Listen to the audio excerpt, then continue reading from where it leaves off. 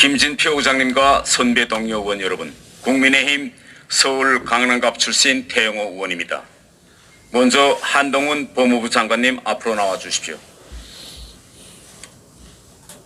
장관님, 먼저 저 PPT를 좀 한번 좀 봐주시죠. 박근혜 전 대통령 탄핵된 2016년 11월 28일 이재명 더불어민주당 대표가 본인의 트윗에 올린 글입니다. 체포영장 발부해 강제 수사하라 라고 촉구했습니다. 당시 문재인 전 대통령은 그 옆에 PPT에 있는데 검찰도 대통령이라고 예우할 것이 아니라 그냥 피의자로 다루면 됩니다. 즉각적인 강제 수사를 촉구합니다 라고 했습니다.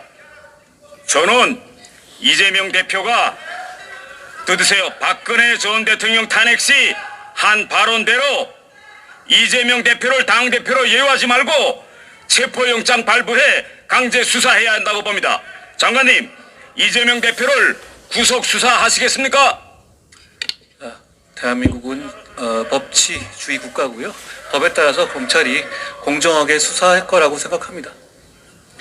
더불어민주당은 이재명 대표 방탄을 위해 서울 도심에서 국회의원 100여 명과 당원 지지자 등을 동원해 대규모 장외 집회를 열었습니다. 내로남불도 이런 내로남불이 없습니다. 이것이야말로 검찰에 대한 정치적 압력, 협박, 압박입니다. 장관님, 만일 이재명 대표의 혐의가 사실로 드러나면 이 혐의를 덮으려 했던 민주당 의원들 공범 아닙니까? 법에 따라서 수사가 진행되고 있고요. 그걸 지켜봐 주시면 될 것 같습니다. 오늘 보도를 보니 지금 더불어민주당이 이재명 대표의 지시로 검사 교체, 검사 신상 공개 등 검찰 권한을 대폭 축소하는 법안을 무대기로 추진하고 있다고 합니다. 민주당이 듣으세요. 이런 법안을 또 물어붙이고 시행하면 구속영장 청구 가능성이 거론되는 이재명 대표가 가장 큰 수혜를 볼 것이라고 저는 생각합니다. 민주당이 검사 교체, 신상 공개 등 이재명 방탄법을 통과시키면 이것이야말로 이재명표 검수완박 2가 될 것입니다. 장관님은 어떻게 생각하십니까? 예, 수사가 진행 중인 상황이고요. 수사 중인 상황에 대해서 어떤 방어하기 위한 의도로 그런 법을 만든다면 안 되겠죠. 그러지 않으실 거라고 생각합니다. 그렇지 않으실 거라고 생각한다. 이렇게 답변했습니다. 자, 다음은 쌍방울 대북 송금 의혹 사건에 대해서 좀 질의하겠습니다. 쌍방울 김성태 전 회장이 이재명 대표가 경기도지사 시절 이 지사의 방북을 위해 북한에 300만 달러를 건넸다는 의혹이 나왔죠. 이를 두고 이재명 대표는 검찰의 신작 소설이 나온 것 같다라고 했는데 장관님, 지금 검찰이 신작 소설 쓰고 있는가요? 수사받는 분이 여러 가지 레토릭으로 자기 방어할 수 있는 말이라고 생각하는데요. 다만 이제 김성태 씨는 현재 그런 여러 가지 혐의로 구속돼서 수사 중이라는 말씀을 드리겠습니다.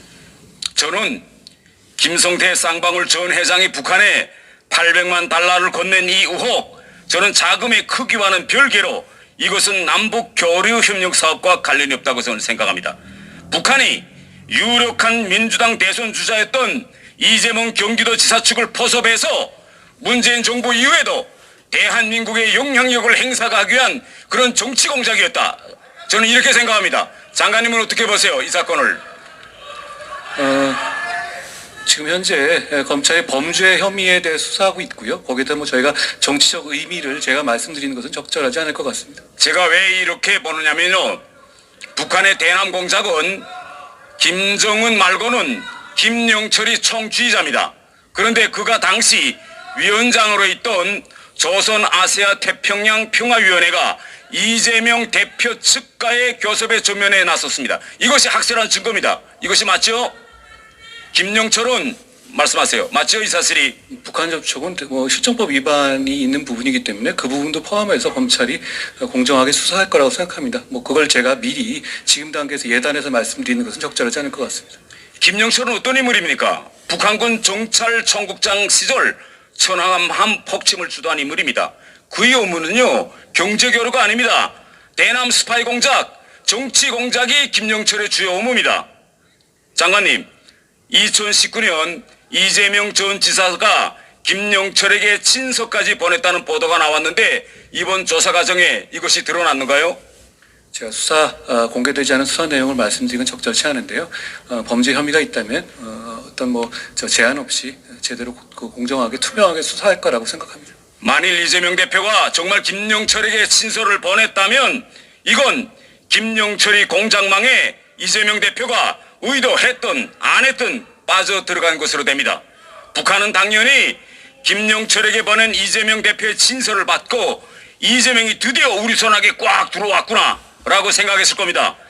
일각에서는 이재명 대표가 대선을 앞두고 방북 등 북풍 이벤트를 벌리기 위해서 이런 일을 벌였다라고 평가가 있는데 수사 과정에서 이런 점들도 들여다봐야 한다고 생각합니다. 장관님의 생각은 어떻습니까?